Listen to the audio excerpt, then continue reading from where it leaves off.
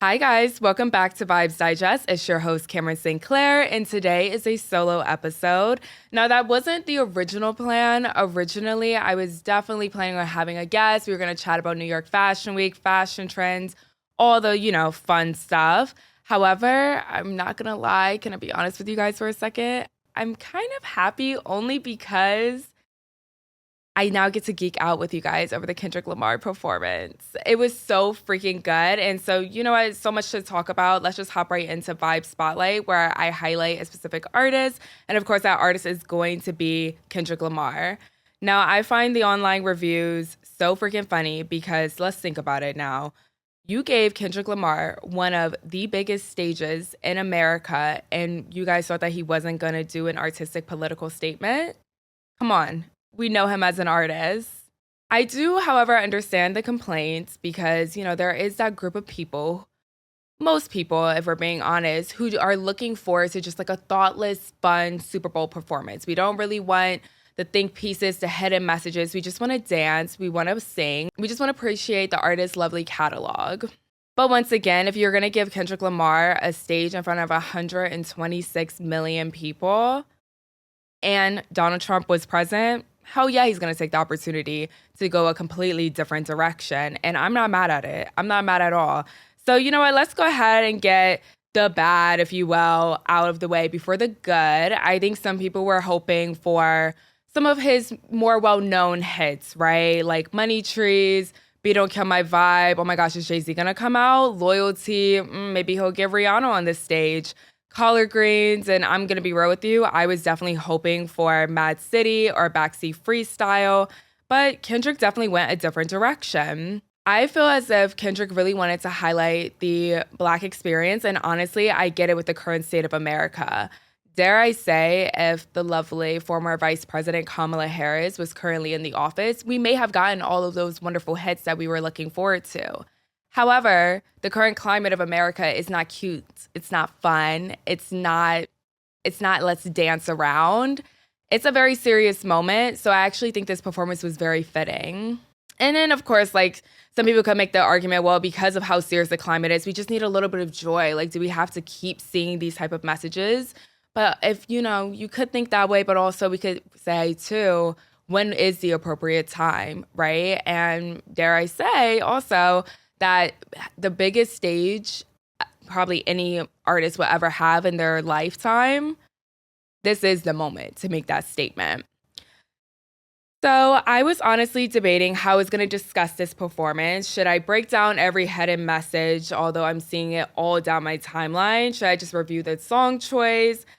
I mean, I definitely want to provide you guys my interpretation. And let me preface this by saying I'm going to give you guys my point of view from my personal experiences of not only a Black woman in America, but a Black woman working in corporate America. So a little bit of a spin, if you will. The performance kicks off with the statement, "This is the American Great Game" by Uncle Sam, aka Samuel Jackson. It's kind of setting the tone of the performance. And I'm going to be honest, when Kendrick started off by saying the revolution about to be televised, you picked the right time but the wrong guy, some people felt like he was talking about Donald Trump, like, okay, this was the right time to finally select a woman leader. I don't think he was talking about Donald Trump. I think he was actually warning us about what kind of performance this was about to be. AKA, yes, this was the right time for you guys to have a rap artist headlining the Super Bowl. Yes, let's switch it up with the tone of like the beef and everything that was going on musically. This was the right time for Kendrick Lamar to perform, but you probably chose the wrong guy because you're not about to get the performance that you're thinking. You're actually about to get a political statement. And like I said, that's what he did. Now, I'll be honest with you, the statement, "Do you really know how to play the game? Then tighten up," struck a chord with me, especially as somebody who works in corporate America. I feel like a lot of minorities in the corporate America space, we always talk about playing the game, right? Like, what does that actually mean? How do you climb the corporate ladder as a minority? How do you kind of fit into this one particular mode that everyone's expecting? Yeah, we always hear the statements, you can't dress like that, you can't wear your hair like that, you can't talk too loud, don't speak up, know when it's the right moments, kind of just like put your head down and go with the flow. I feel like that's the typical if you will, traditional playing the game, right? Now, I'll give you guys a little example of what I'm talking about. I had a personal experience with a fellow Black colleague my first 6 months into working. And essentially, he told me that I need to play nice with internal partners because I did not agree with the strategic approach for a marketing campaign, which I found very interesting for many of reasons. One, this is kind of why you guys hired me, right? You want an external perspective on something. You want somebody with fresh eyes.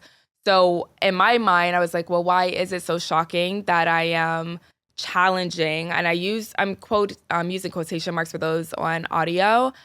Why is it so shocking that I am, quote unquote, challenging a strategic approach when I'm just providing a different perspective, a different outlook, right? I also found it shocking because my tone was very professional when saying this, and I was laying out my reasonings. I was backing it up with data. I felt like it was a very strong but understandable and reasonable approach, right? Also, I found it very interesting that he said that to me because he was a fellow Black colleague, right? So I'm kind of like, like out of all people, you're the one correcting me on like how I should act in this space. But I really think that whole mindset of people telling us, just like follow the rules, don't speak out too loud, especially when you're less tenure. It's almost building like a cycle of trauma, if you will. I don't think he necessarily meant it in any harmful, I don't think there was any harmful intent. I think somebody probably told him that when he was very early on his career.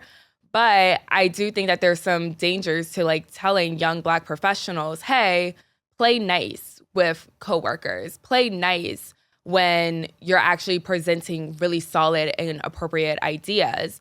It's also a little scary because it's like, are you agreeing with them behind closed doors? Is this something that's coming from those colleagues? And you're kind of like, yeah, well, she's new. She's learning the rope. Like, I'm just curious about what the behind the scenes conversations look like. Is there any like advocacy or is it just compliance, And that's the beautiful thing about like our generation. And I'm going on a little bit of a tangent here, but that's the beautiful thing about Gen Z. Like, we always want to challenge the status quo, of course, always in a professional tone. However, if you have older leaders or older team members perhaps like pushing back on that, especially those who look like you, I feel like that's how you continue the cycle, right? So that definitely struck a chord with me.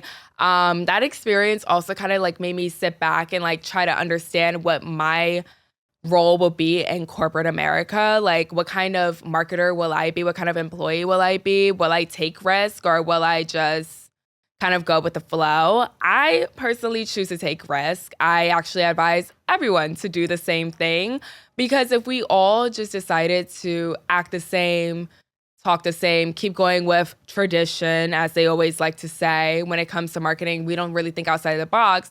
I feel like that harms your performance just as much, right? Because then all of a sudden they say, oh, yes, you're doing everything that you're supposed to, but like, where's the leadership? Like, where are, we're not really seeing you think with an external perspective. That was actually one of my feedbacks on my mid-year. Fun fact, I was told I wasn't thinking externally after being told that I should play it nice and not think externally and just follow what people are telling me. So it's always like these conflicting feedback. But yeah, definitely struck a chord with me. But afterwards, later in the...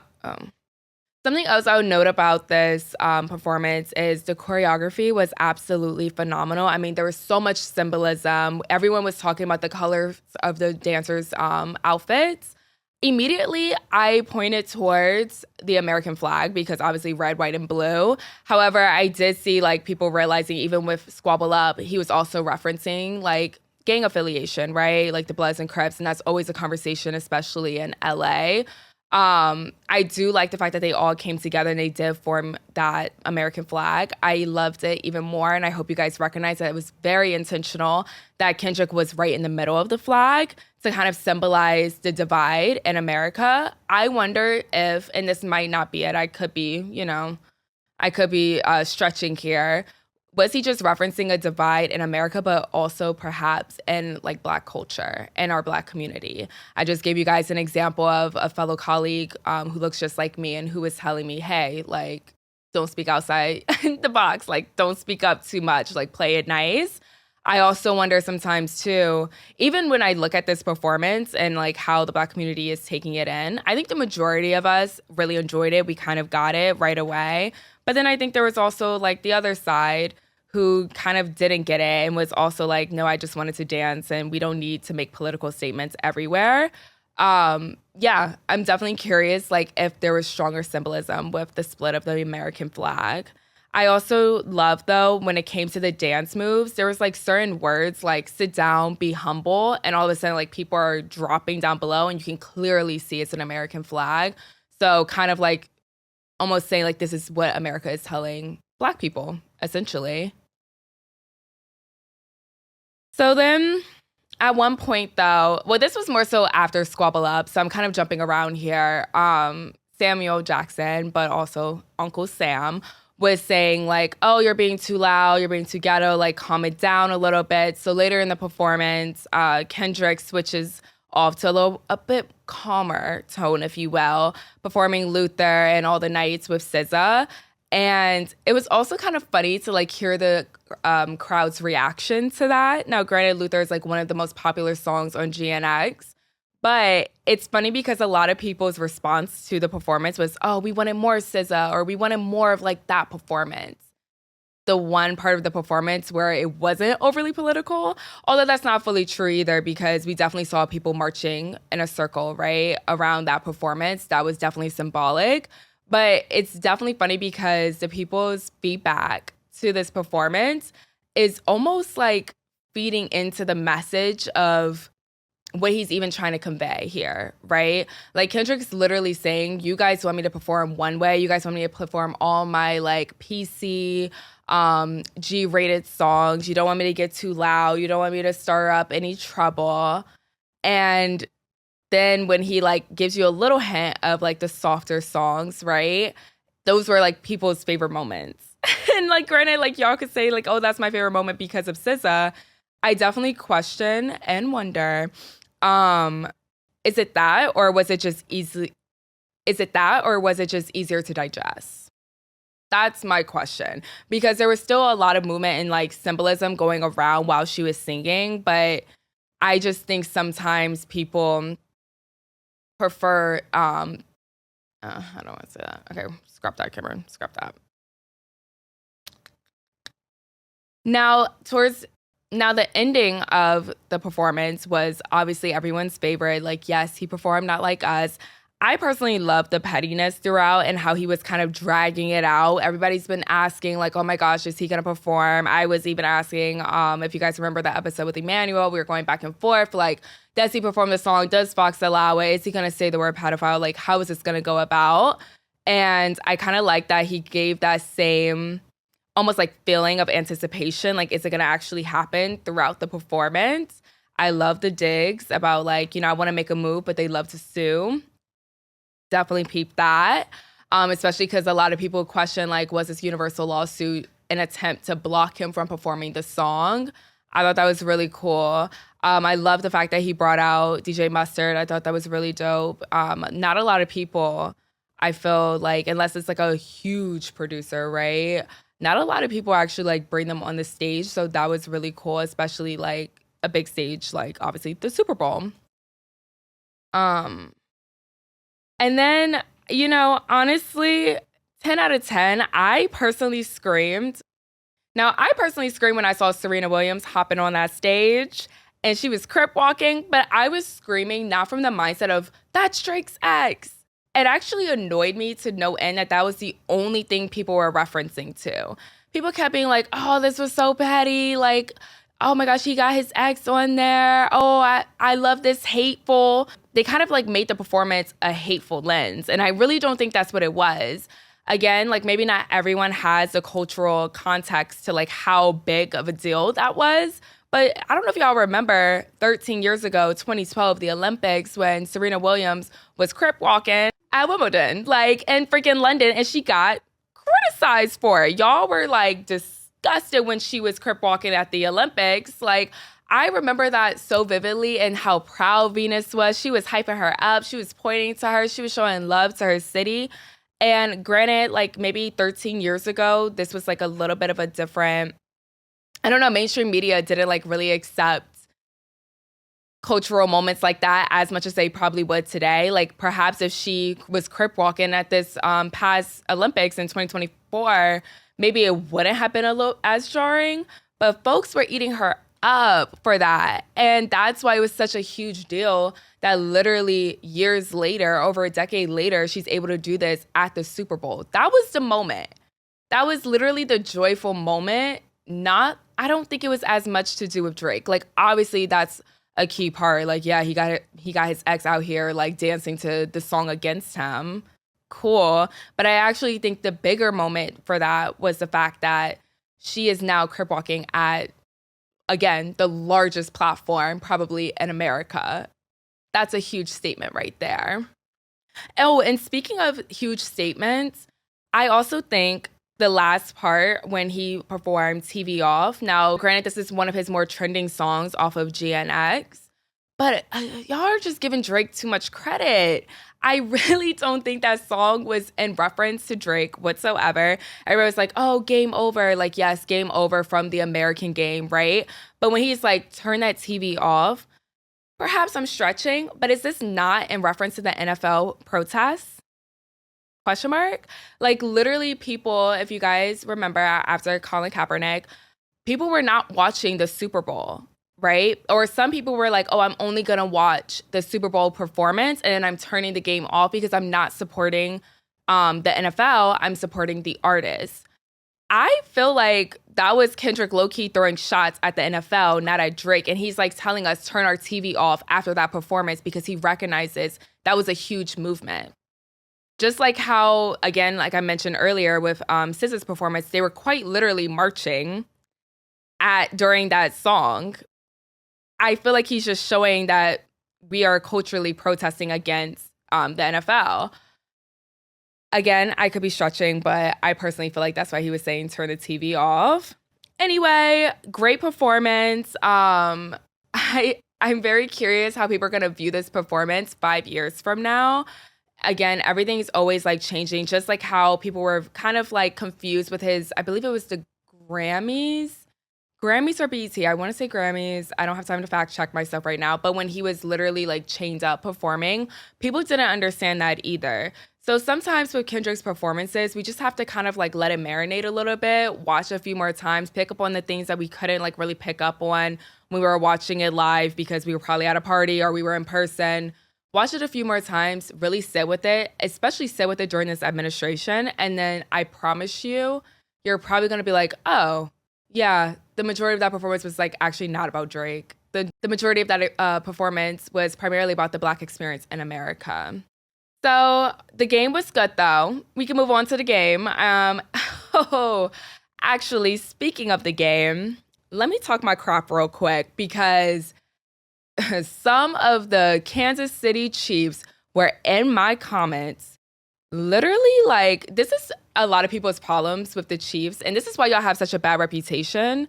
A lot of people are saying that there's a tone about that team that just feels a little racist. And I'm not gonna lie, just because I sat up in here and I said, oh, like, I hate the Kansas City Chiefs, like, I'm such a hater. I acknowledge I was a hater. The feedback I was getting from fans, I appreciate the fans that were saying like, oh, we love the hate. That fuels us. I can respect that.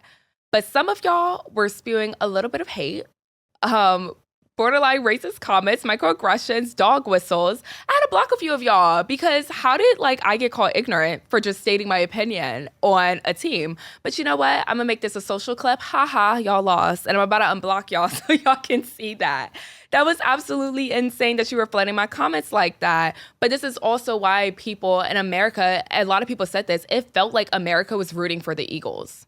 Perhaps it's because it's a majority Black team. Perhaps because it was a Black quarterback. I mean, okay, Patrick Mahomes is a Black quarterback. Anyway, perhaps it's also because the Kansas City Chiefs were so excited that Trump was there and the Eagles had very PR answers to those type of questions. It just felt like America, even in the stadium, it felt like the majority of people wanted the Eagles to win.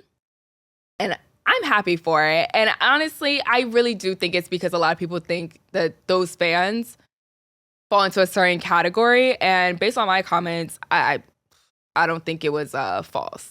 But anyway, the season's now over, and I'm excited because as a Commanders fan, I think we have a really good shot for next year.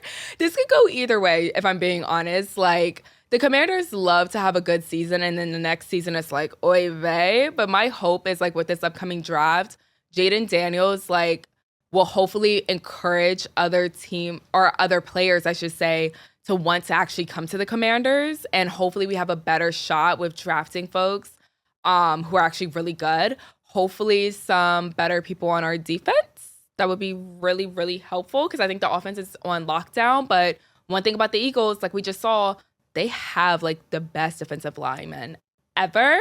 We could use some of that. So hopefully we're being very strategic with this upcoming draft. I'm super excited. I feel like the team has completely turned around. Shout out to Magic Johnson, our new, if like people don't know that he is a partial owner. I feel like he has done a great job with changing the culture. Yeah, I'm very excited. I probably won't be able to go to a game now because it's probably going to be overpriced, but I'm super, super excited to like actually want to watch all the games because the excitement's kind of back. And yeah, hopefully we will be in the next Super Bowl. Hopefully we'll be going against, well, I guess we won't be going against the Eagles, but maybe in the NFC Championship, we can like get our like back there. But yeah, that was this weekend. All the lovely, well, I guess that's not all about, that wasn't the only thing that was happening this weekend. All right, I have to talk about it. I got to talk about it. Let's go into Digital Digest. Oof. And I'm even scared to say this on the pod, this will not be a part of the social clip. As a Kanye West fan, a fan of his music, let's say that, a fan of his music, not him as a person, I'm just so annoyed with what he was doing these past couple of days. At first, it was like kind of funny, like he was saying out of pocket things, but it wasn't like harmful things. And the tone switched so quickly, almost overnight. Like, I don't know what happened, but it went from, Kanye, you can't be doing that. You can't be calling people, insults to, whoa, like, where did this come from? Yeah, okay, so, like, let's get into it. I'm also not gonna lie, this was something I was hesitant to speak about because I will say, I think the more that we talk about him, the more it kind of like fuels his narcissism and the more that he like actually goes on these different episodes. But I want to take this from the lens of giving unsolicited advice to my listeners when it comes to reading his tweets and stuff like that and just how to not be offended by it. At a certain point, you kind of have to look at it like, he's just an unserious person. And if you don't take the things that he says seriously, and you don't pay attention to it as much, and you don't like get angered by it, you don't let it emotionally impact you, the more you start to not care. I'm going to be honest. A lot of this I peeped this right away. I feel like this is his marketing strategy when it comes to his upcoming album, Bully. He announced the album Bully, and then he started going on these crazy Twitter rants, right?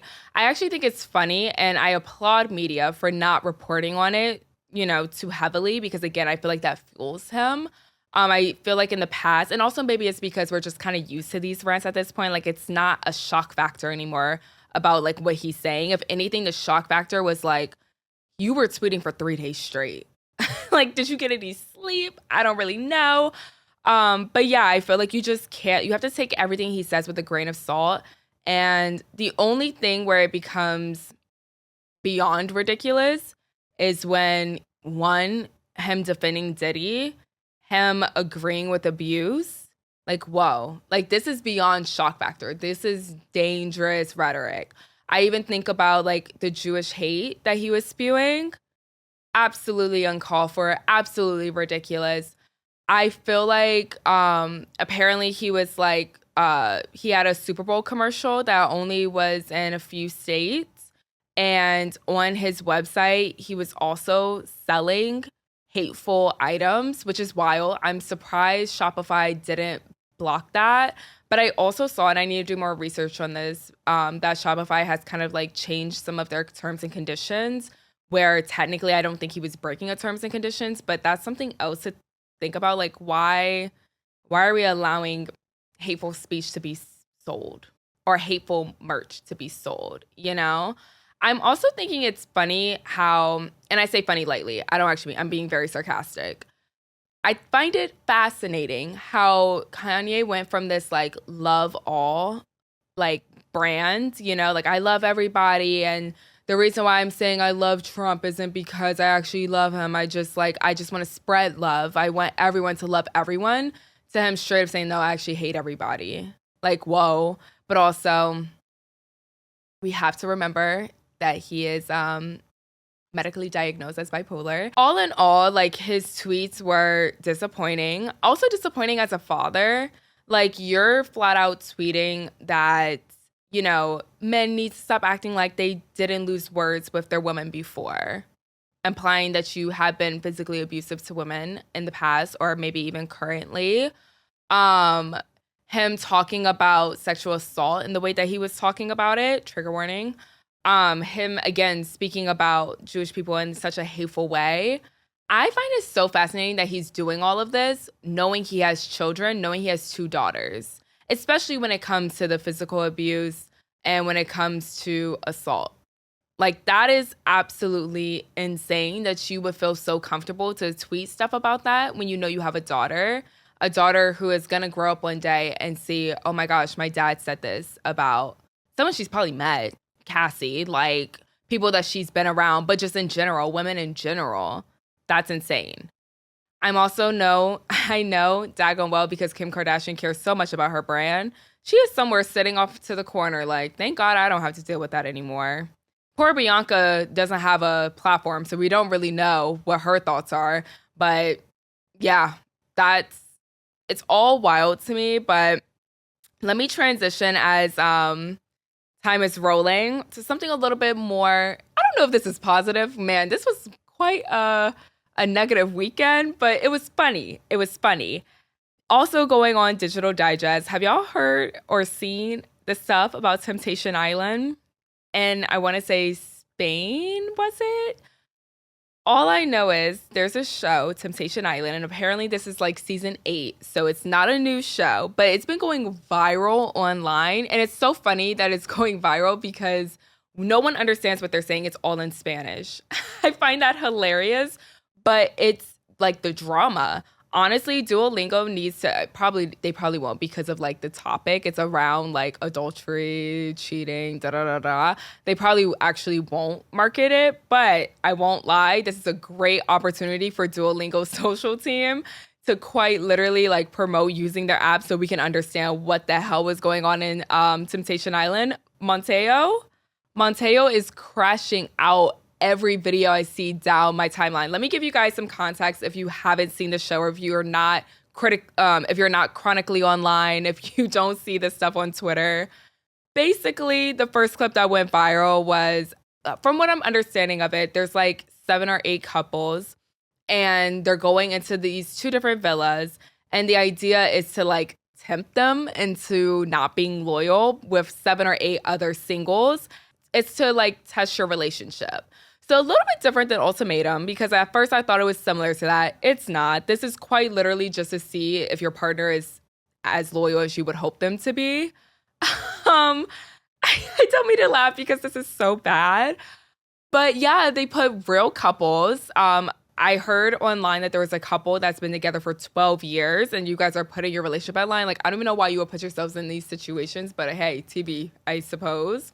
Anyway, there's Anita, I believe that's how you say her name, and Monteo. And our homegirl, she has been trying to get her lick back because apparently she saw video clips. I don't know if it's every day or if it's every week, but they can essentially see live footage about what's going on in the other villas. So you're kind of like spying, if you will, on your partner just to like see like what's happening. Like, are you being loyal to me? Blah, blah, blah. Well, it started with Anita seeing Monteo getting a lap dance from another person. And so she was like, oh yeah, I need to get my lick back from this. Oh my gosh, but her lick back was absolutely insane. She had sex with one of the other contenders. And I don't know why they would show Monteo this. that felt like psychological torture. He literally had, I don't even think he saw her actually having intercourse with this man. I think he just saw them in bed, but he was fuming, like fuming so much. Like as soon as they went under those covers, people joke that I don't know if this is like appropriate and watch me get like in trouble on YouTube. We're gonna see how it works. I'm not monetized yet, so F it. Um, Basically, people are saying that he was running because he knows his girl is a writer. Because what we saw was as soon as he started running to the other villa, running down the beach, she got on top of that single man. And the scenes, I don't even know how that was allowed to go on TV. In America, that's like some HBO. The best way to reference it, you know how HBO is like, they really they pushed the envelope with some of their sex scenes. That's what it was. Like we didn't see anything, but we practically saw everything. And right before, I don't know if Monteo actually saw her like having sex with this man, but just them under bed triggered him and he just takes off running. I saw, and I think this is true, that Maury was like, oh, I'm glad to see that my camera crew is still working and they still have it in. The way the camera crew was like shaking, the camera crew was chasing after him. Nobody quite understood like where he was going, but he was going to the other villa, which apparently is very against the rules. You're not supposed to see your partner during this time. It kind of messes with the experiment, which is true. But yeah, he takes off running. It's also hilarious as a viewer to realize like how close these villas are. Like the fact that you knew that you could just run for like not even 5 minutes and you're now in this other villa. And he's yelling in Spanish, you destroyed me, you destroyed me. And Anita gets off and she stops and she's like, wait, is that Monteo? And yeah, then she starts crying and it's like, you guys have to see this clip. Honestly, I'm going to link it down below. If you're on YouTube, I'm going to link that clip down below because everyone has to watch it. I'm so sorry. Absolutely hilarious. I was in tears with my roommate cracking up over just, and it sounds so bad and so mean that I'm cracking up over, it's not even like his sadness, it's his reaction. Because the crash out, I completely understand. I too would crash out like that. But I probably wouldn't be crying and being like, oh, you destroyed me. I'd probably be cursing him out. Like, I cannot believe you. But the crash out was just so relatable to everybody. Anyway, I've been seeing even more clips and apparently like now, like she's still sleeping with him, this single guy, after like crying and making it seem like she wanted to be with Monteo. He's not crashing out as much, which I guess is good. He's like controlling it a little bit. But the latest thing I actually saw on my way to the studio is that Monteo got his lick back and he found a single girl. And this just sounds so messy. Like if, I don't know who could pick it up. Who's hosting Love Island UK? Is that Hulu? Hulu or Peacock? One of y'all. Somebody got to pick up this show so we can watch it. And I just need subtitles. I like listening to them speak in Spanish. So please don't do what y'all do with all Spanish shows and like put an American like English version over it, but like Chinese. No. We just need subtitles in English so we can keep following everything that's being said, because having that context made it 10 times funnier. The way, the things that he was saying about that guy, the way he was insulting him, hilarious. We just need the full context. And yeah, put it on streaming. It's going to blow up. How much you want to bet though? There's a producer right now seeing the show blow up on social media and they're like, how can we get this in America? How can we get Temptation Island like this? I kid you not though, I think what's like really selling it is the fact that we are seeing everything. Like one thing about Love Island, you kind of like, you assume that they slept together, but you have to think about it. Like you have to keep it PC because of the network itself. And so they might talk about it, but you don't see anything. I think the fact that the audience is quite literally watching the bed shake, like y'all, it was so explicit. It's making us like also feel the emotions that Monteo is feeling too. And we're kind of like in it with them. So I don't know what network streaming service anything could like actually host that. Maybe HBO. It's probably gonna have to be HBO, but like that's not HBO's brand. Somebody has to do it correctly if you're gonna do it in America. But then I feel like it's also not gonna be like genuine. I feel like this almost feels too real. Like this reality show, probably because it's real couples, like strongly committed couples, or so we thought, you can just feel the emotions of each partner, like crying and devastated watching their partner cheat. Honestly, we probably don't need it in America. I'm gonna be real. We have enough with Zeus Network. We have enough drama with all of these other reality shows, Love and Hip Hop, everything else. We probably don't need that over here because I'm not gonna lie. If you had Monteo, if you had an American Monteo over here, he probably would have beat that man's butt. Let's be for real. He would have definitely started a fight versus just like passionately crying and being like, "You destroyed me." No, there would have been physical fights. I think Americans, we take it one step further and we don't need to do that. I promise we don't actually need it in America. I take it back. Take back everything I just said. But anyway, yeah, there were so many trending topics happening this week. I'm excited for new music is coming out Friday. Party Next Door and Drake, they're dropping their album. I'm very curious how it's gonna actually play out. I've been waiting for this album since November when Drake said it was coming out in November. But obviously, like with the lawsuit and stuff, I'm sure there was like a pause with like releasing music. I think Valentine's Day makes the most perfect sense. I love a good Drake and Party Next Door collab. I've been saying this forever. Please go back to making music for the girls, Drake. Like, that's what we want. That's the Drake we love. With that being said, I hope the album isn't repetitive. We don't need to hear the same old style songs. Like, how can you make it a little bit different? Like, a new sound. Like, obviously, keep the tone, but how does a song sound just a little bit different? You know, it doesn't sound like all of your previous work that you guys have done together. I won't lie, the commercials are making me excited, like the little ads or the scripted, what would that be called? This is why I need a co-host sometimes. I'm like, my brain starts getting fried. The like little like ads, if you will. I'm probably gonna figure it out once I leave here. Anyway, I've been enjoying that. It's great promo for it, but I won't lie, it's kind of making me think we're gonna hear the same sound over and over again. Next episode, I'm definitely gonna discuss it. Give my lovely review on it. I'm excited. As somebody who's single, I would love if it's like a little bit of like heartbreak songs on there. That would be really cool, especially this Valentine's Day. Yeah, I'm excited. I feel like this was a good week. I'm so curious, like, what's going to be trending next week? Like, what's going to die down? I wonder if like Drake is going to sue Kendrick. Do you guys think he will for that performance? I feel like you can't do that. You know, you can't sue. You're showing your emotions too much. Like, you just got to let it go. Because honestly, everybody's been waiting for this Super Bowl performance, the Grammys. Like, granted, the momentum is not going to die down with Kendrick. He has a tour coming up. Cannot wait. I believe it kicks off in May or April. I think it's end of April. If I was Drake, and if I could give Drake unsolicited advice, although we know he's not going to see this, I would advise you to just like, not drop like your current suit that you have going on, or your current petition you have going on. Don't do anything. Don't respond. Don't say anything shady on stage in Australia. Like, don't keep egging on this beef. Don't throw any shots. Just let it be what it is. Let your music come out.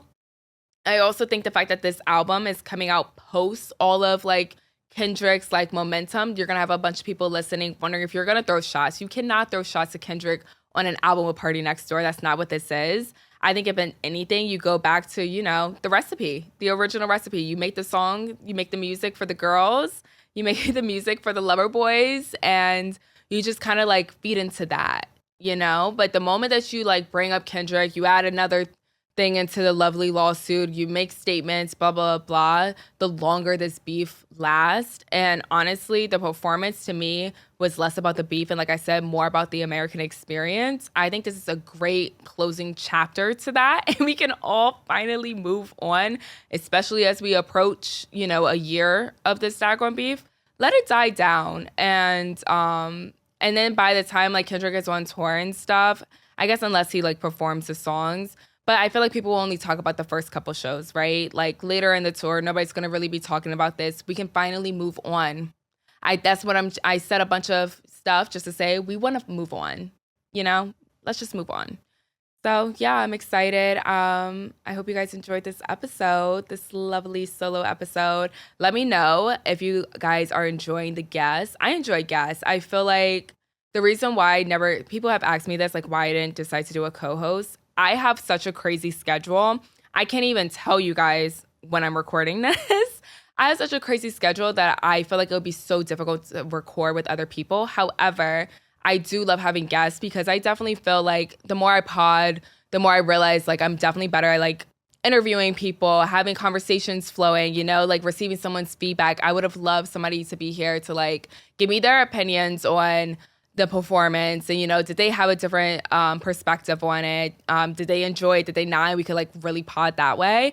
So if you guys have been noticing, I've been having a lot more guests and I have a lot more guests lined up. I'm super excited for it. But if you also like the solo episodes, definitely let me know. I think that would be helpful feedback and I will probably sprinkle in one or two. It's great practice, honestly. Talking for an hour straight. Great practice to see if I could just like keep the mind flowing, keep it going. Anyway, thank you guys so much for listening. If you're on audio, thank you so much for watching if you're on video, and I'll catch you guys next Wednesday. Bye.